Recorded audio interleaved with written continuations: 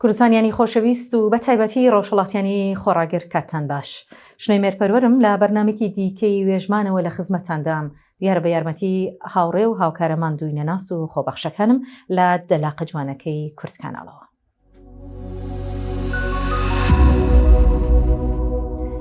سرودی نەتەوەیی وەک یەکێک لە دیارترین هێما کولتوریەکان زۆر جار هەڵگری تەوەری نیشتمان پەروەری، قوربانیدان، خۆڕاگری و شانازی بە کۆمەڵە. بۆیە ناسنامەی نەتەوەیی دیاردەیەکی کۆمەڵایەتی مێژوویی و کولتوریە کە لەسەر بنەمای توخمە هاوبەشەکانی نێوان ئەندامانی نەتەوەیەک وەک زمان، مێژوو، خاک، یادەوەری بە کۆمەڵ و هێما کولتوریەکان پێکاتووە. لە پرۆسەی بنیادنانی نەتەوەدا هێما دەنگیەکانی وەک سرودی نیشتمانی ڕۆڵێکی بنەڕەتی دەگێڕن لە بەهێزکردنی یەکگرتووی، کۆمەڵایەتی و چاندنی هەستی هاودەنگی و گواستنەوەی بەها هاوبەشەکان. سرودی نەتەوایەتی ڕەقیب کە لە ساڵی 1938 لەلایەن شاعیری بەهەڵوێست یونس ڕەوف ناسراو بە دڵدار نووسراوە، بە یەکێک لە دیارترین سرودەکانی نەتەوەی کورددا دەنرێت. ئەم سرودە بە تەوەری خۆڕاگری، هیوا، ڕزگاری و دڵسۆزی بۆ نیشتمان بۆتە ڕەمزی خەباتی نەتەوەیەکی بێدەوڵەت بۆ مانەوە و دان پێدانان نەک تەنیا لە نێو کووردا بەڵکو لە ئاسی نێودەوڵەتیشدا. دووبارە بوونەوەی لە ڕێوڕسمە فەرهەنگی، وەرزشی و سیاسیەکاندا و تەنانەت لە دیاسپۆراشدا ڕۆڵی لە پاراستن و بەرهەمهێنانەوەی ناسنامەی نەتەوەی کورددا بەرچاو کردووە. ئەی ڕەقیب هەرماوە قەومی کورد زمان، نایشکێنێ دانەی تۆپی زەمان. کەس نەڵێ کورد مردووە، کورد زیندووە، زیندووە قەت نانەوێ ئاڵاکەمان. ئەمە تەنیا سەرەتای سرودێک نییە، سەرەتای مێژوویەکە. سرودی نەتەوەی کورد کە بە ئەی ڕەقیب ناسراوە وەک ئاڵایەکی نەبینراو لە نێو نەتەوەی بێدەوڵەتدا لە دڵی میلیۆنان ڕۆڵەی کورددا دەشەکێتەوە. جابا بزانین سرودی نەتەوەی ئەی ڕەقیب تا چەند کاریگەر و یارمەتی دەربووە بۆ بەهێزکردنی شوناسی نەتەوەی کورد. من پێم وایە بۆ وەڵامی ئەو پرسیارە پێویستیمان بەوە هەیە کە بەکگراوندێکی مێژوویی سەبارەت بە کەسێتی دڵدارەوە لە هەمان کاتدا شێوە هەڵسوکەوت و ڕوانینی ئەو بەنیسبەت پرسی نەتەوەیی بێنینە بەرباس. هەروەک دەزانن دڵدار ساڵی 1939 کە حیزبی هیوادا دەمەزرێت کە خۆی حیزبی هیوا لە پەیوەستبوونی دوو حیزب لەگەڵ یەکتر بە نێوی دارکەر و کۆمەڵی برایەتی پێکدێ. لەودا ئەگەر سیر دەکەیت تەمەنی دڵدار کاتێک کە حیزبی دارکەر لە کەرکووکدا دەمەزرێنن 1937 تەمەنی دڵدار دەکرێ بڵێن 19-20 ساڵ شتێکی لەو مایانەدا بووە. بەڵام ئەوەی کە زۆر سەرنجڕاکێشە لەو ئاستەدا، ینی لە ئاستێکی ئاوا کەم تەمەندا دەبینی کەسێک بەم شێوەیە دەڕوانێتە پرسەنەتەوەیەکان زۆر سەرنجڕاکێشە. هۆکارەکەی بە باوەڕی من دەگەڕێتەوە سەر ئەوەی کە دڵدار دەکرێ بڵین لەگەڵ هاوتەمەنەکانی خۆی هەروەک باز دەکەین دواتر لە قسەکانمدا شێوەڕوانینی بۆ پرسی نەتەوەیی دەکرێ بڵین وەک کەسێکی ناسیۆنالیستی باڵغ دەڕوانێتە پرسەکە. کاتێک لە هەر کتێبەکەی خۆیدا واتە لە دیوانی دڵداردا لە بیرەوەریەکانیدا کە دڵدار یەکێک لەو دەگمەن کەسانەیە کە لە ژیانی خۆیدا بیرەوەریەکانی ئەوەی پێدەوترێت ئۆتۆبایۆگرافی، ینی ژیان نامەی خۆنووسین خۆی تۆمار کردووە. دیارە لە سەرەتای منداڵیەوە تا دەگاتە تەمەنی مێرمنداڵی و بەداخەوە مەرگ مەودای نەدا کە ئەم مێژووی پڕ لە سەروەریە کامڵکە، چون ئەو دەگەر کەسێکی وەک مەسعود محەممەد هاوپۆل و هاوتەمەن بووە. بۆیە لە بیرەوەرەکانیدا زۆر سەرنجڕاکێشە ئاماژە بۆ دەکا دەڵێ لە نێوان حاجی قادری کۆیی و نالیدا کە وەک دوو کەڵ شاعیر دیارە بە دوو تێمی جیاوازەوە سیر دەکرێن، دەڵێن لە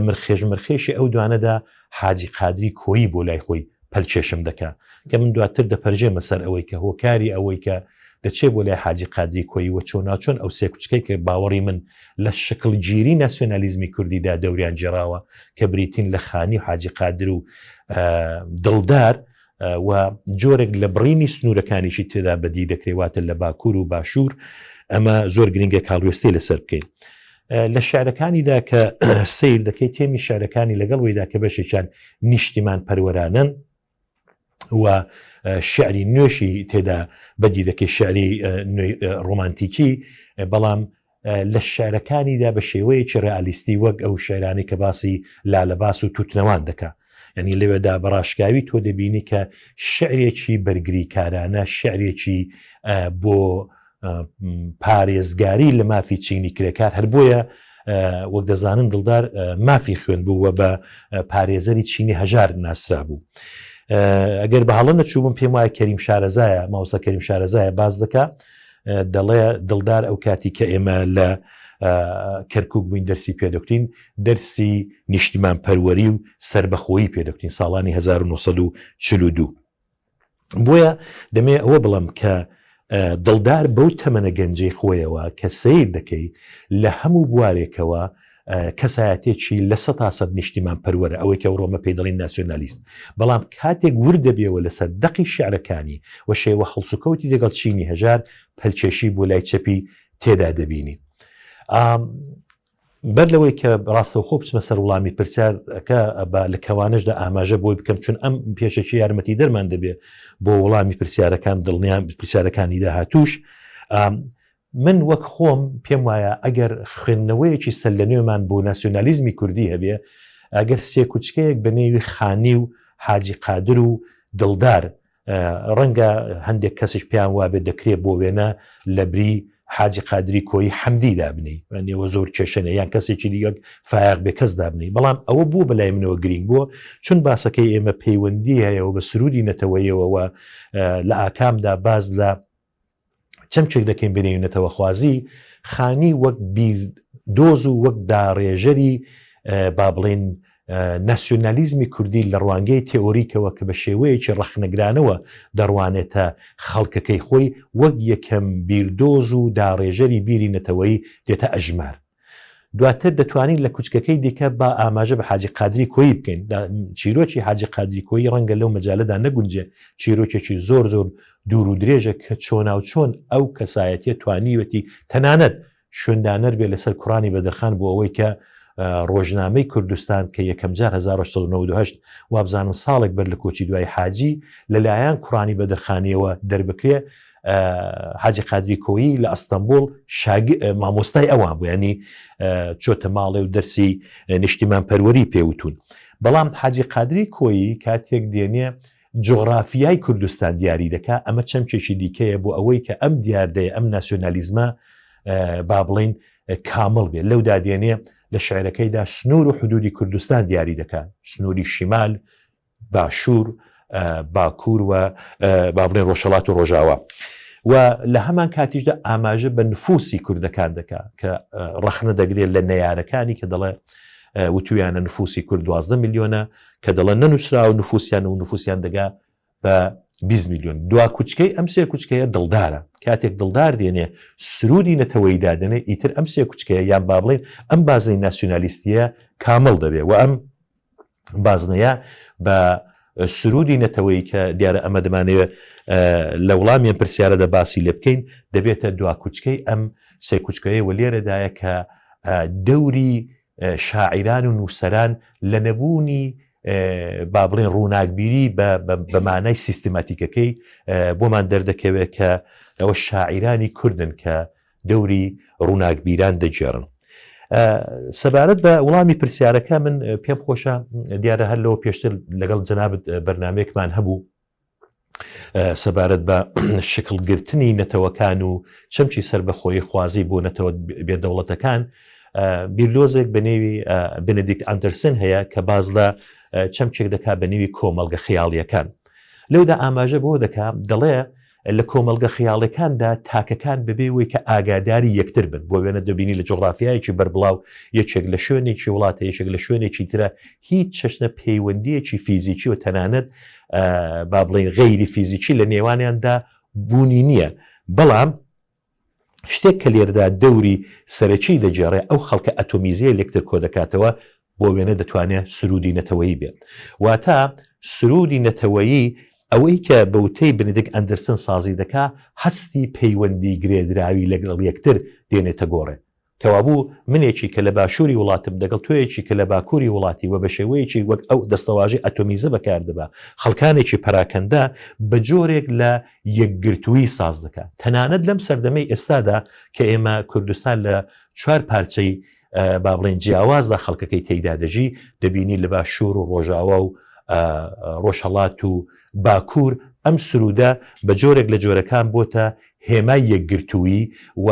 ڕاستە ئەمن دواتر دەپەرجێمە سەر ئەوەی کە بۆچی بە باوەڕی من هێمای یەکگرتووی فەرهەنجەکە لە هێمای یەکگرتووی سیاسەکە بەرچاوترەکەمە هۆکاری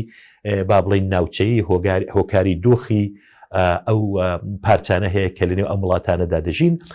بۆیە بە باوەڕی من ئەم سرودە دەورێکی یەکجار بەهێز دەبینێ بۆ ئەوەی کە تاکەکان لێک ببەستێ هەر ئەوەی کە ئاماژەم پێکرد وەک هەستی پەیوەندی یان گرێدراوی دەکرێت ئاماژەی پێ بکەین.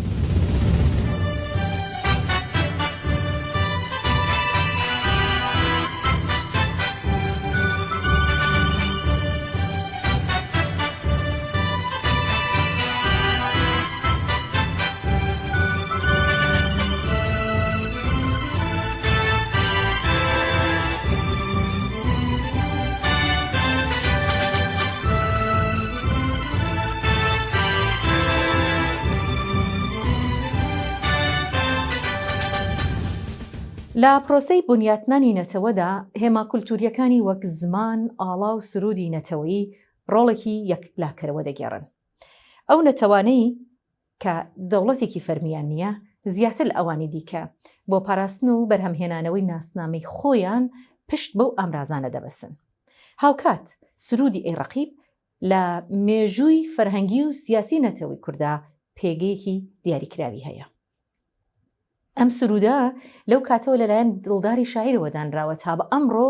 بە سرودی فەرمی و هێمای بەرخودانی کورد ناسراوە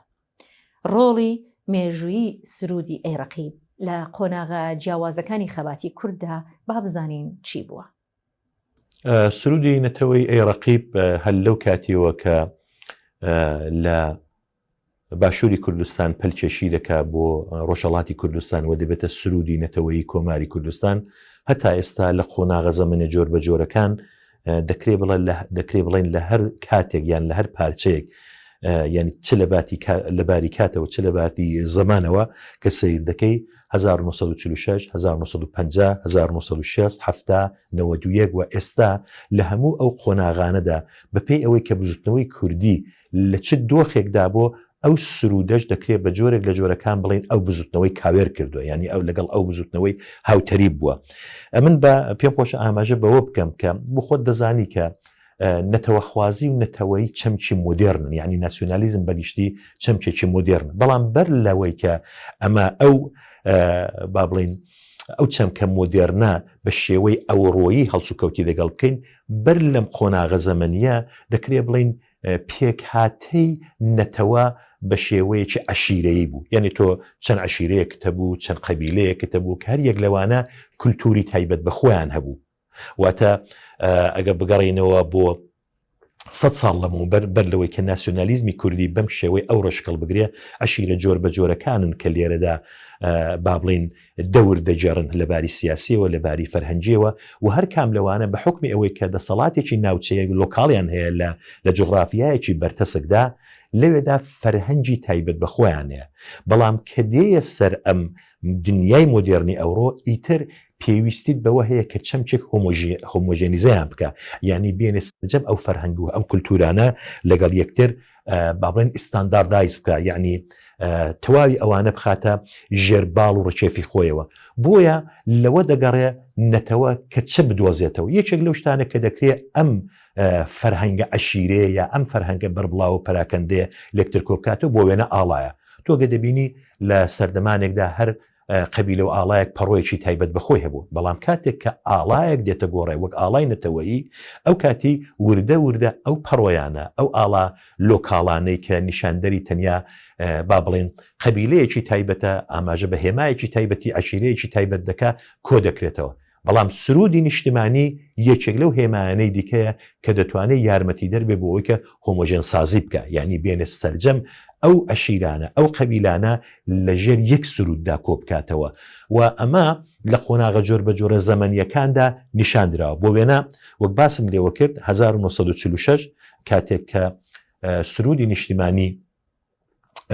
دەبێتە سرودی ئەیڕەقیب ئەو کاتی پەیوەندی کۆی و مەهابات بە حکمی ئەوەی کە بەشێک لە مامۆستایانی باشوور دەچن بۆ کۆماری کوردستان و لەوێ دەبنە مامۆستای زمانی کوردی لە بیرەوەریەکانی مامجللا تاڵەبانیدا ئاماژە بۆ دەکا دەڵێ بە بیستنی سرودی ئەیڕەقیب ئێمە هەستمان بە جۆرێک لە شانازی دەکرد مەبەستمەوەیە کە بڵم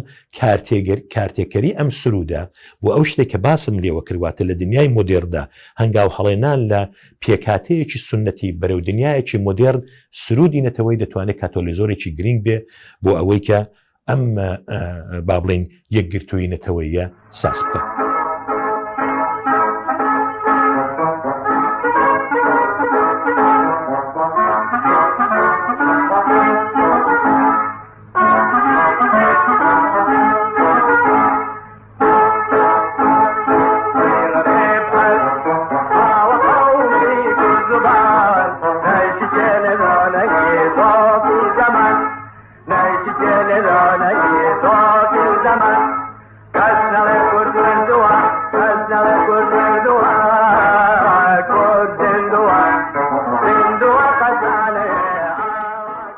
بەڵای بینەرانی بەڕێز بەردەوامی لەسەر پێشکەشکردنی باسەکەمان هەروەک وتمان ئەی ڕەقیب تەنها دەقیقی شعری نییە ڕنگدانەوەی مێژووی هەوراز و نشێوی نەتەوەی کوردە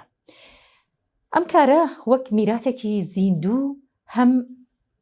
هەڵگری یادەوەری بە کۆمەڵە و هەم هێزێکی بزوێنەرە بۆ بەردەوامی ناسنامەی نەتەوەی لە سەردەمێکدا کە سنوورە جۆغرافیایەکان و فشارە سیاسیەکان هەوڵ دەدەن نەتەوەی کورد لە مافەڕەوەکانی خۆی بێبەشکە ئەم جۆرە هێمایەنە دەتوانن ڕۆڵێکی کاریگەریان هەبێ لە یەکگرتووی و خۆ ئاگایی و گەشەی هەستی نەتەوەی بۆیە لەم دەرفەتە کەڵ وەردەگرین بپرسین کە ئایام سرودی نەتەوەی کورد بۆتە هۆی بەهێزبوونی یەکێتی لە نێوان کوردانی هەر چوار پارچە ڕۆژهەڵات باشوور باکوور و ڕۆژاوا و هەروەها کوردانی دیاسپۆراش وەک هێمایەکی کولتوری بەڵام ئەوەی کە بۆ خۆت ئاماژت پێکرد یادەوەری بە کۆمەڵ ئەم پێم وایە ئەمە یەکێک لە گرنگترین چەمکەکانە کە دەتوانین ئاماژەی پێ بکەین چون دەوری سرودی نەتەوەیی بەر لە هەموو شتێکداین لە قۆناغی یەکەمدا ئاماژەیە بە جۆرێک لە ئاگایی نەتەوەی واتە ئەم سرودە هۆکارێکە بۆ ئەوەی کە چون تۆ کاتێک دەڕوانی تێمە جۆر بە جۆرەکانی ئەم سرودە هەرچەند پێم وایە نە دەرفەتی ئەوەی هەیە نە بەرنامەکەمان ئەوەیە کە بین لەسەر سرودەکەی خورد بینەوە کە سەبارەت بە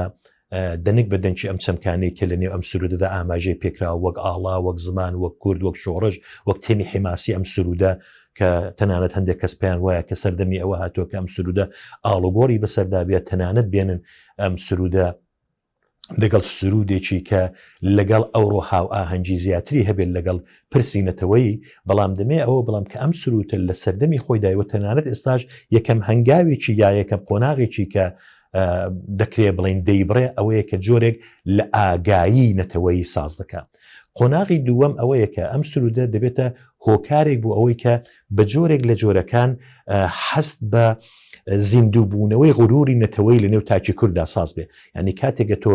جۆبیستی ئەم سرودە دەبی بەدەر لە تێمی سرودەکە بەدەر لە تۆنالیتەی سرودەکە بەدەر لە کوالیتی سرودەکە بەڵام هەر ئەوەی کە تۆ لە باری زەینی و پێ وایە سرودێک دەوترێەوە ئەم سرودە نیشاندەری ئەوەیە کە تۆ وەک نەتەوەیەک مافی خۆتە کە لە باڵاترین ئاستی سەروەری سیاسیدا نەتەوەی خۆت بکە ئەمە پێی دەوترێ ئیستقلالیان سربەخۆیی ئەمە زۆر گرنگە بۆیە دوا قۆناغێکی کە ئەم سرودە دەیبڕێت دەبێتە قۆناغی سربەخۆی بەڵام وەک باسم لێوە کردوە لە پرسیارەکەی خۆشتدا ئاماژت پێ فەرموو ئایا تا چ ڕادەیەک ئەمە توانیوێتی بێتە هۆکارێک بۆ یەکگرتووی بە باوەڕی من دوو چەمکی یان با بڵێن دوو باسی تاڕادەیەک لێک جیاوازە یەکێکیانەوەی کە وەک هێمایەکی کولتوری ئەمن لە 100% لەگەڵ ئەوە هاوڕام بەڵام وەک یەکگرتووی سیاسی بە حکمی ژنگەی سیاسی ئەم نەتەوەیە کە لە 4 پارچەی کوردستاندا دابش کراوە و بە حکمی جیاوازی و شێوەڕوانینی حیزبە سیاسەکانمان بەنیسبەت چەمکەکان دەکرێ بڵین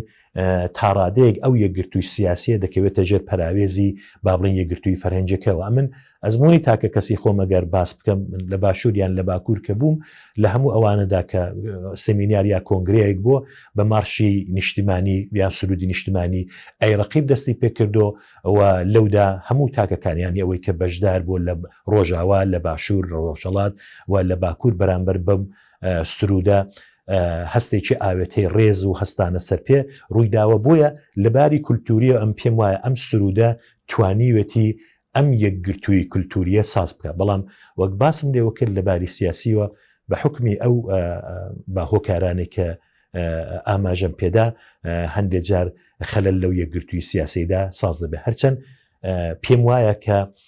زاڵبوونی ئەم هێما فەرهەنجیە یان با بڵین ئەم هێما کولتوریە بەسەر هێما سیاسەکەیدا بەردەوام دیارە بۆیە ئەمن وەک خۆم وای بۆ دەچم کە هێمای کولتوری بەنیسبەت هێمای سیاسی دیارتر و بەرچاوترە.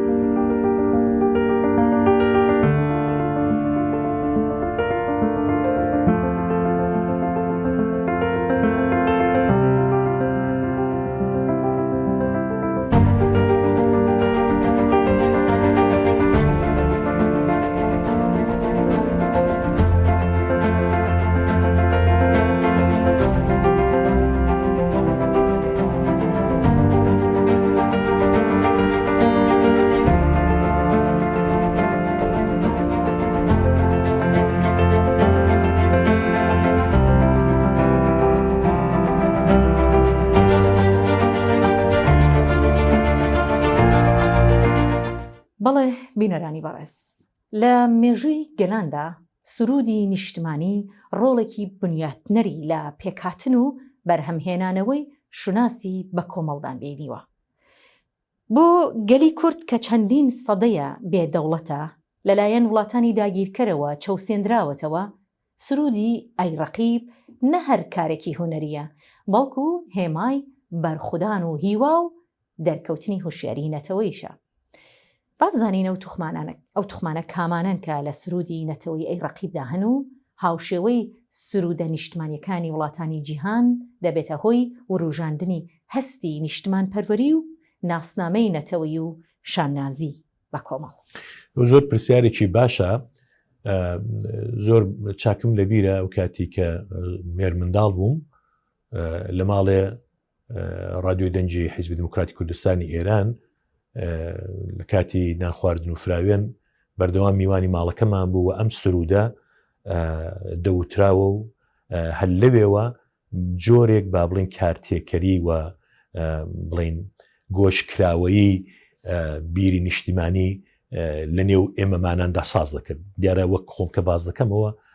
لە زۆربەی هەرە زۆری بنەماڵەکانی کوردستان ئەوت بەدی دەکرد بۆیە ئەوەی کە لە نێو ئەم شعرەدا بەدی دەکەین لە نێو سرودی نەتەوەی گەلانی دیکەش ئەتۆ شتێکی هاوشێوەی ئاوە دەبینی یعنی تۆ کە سیر دەکەی لە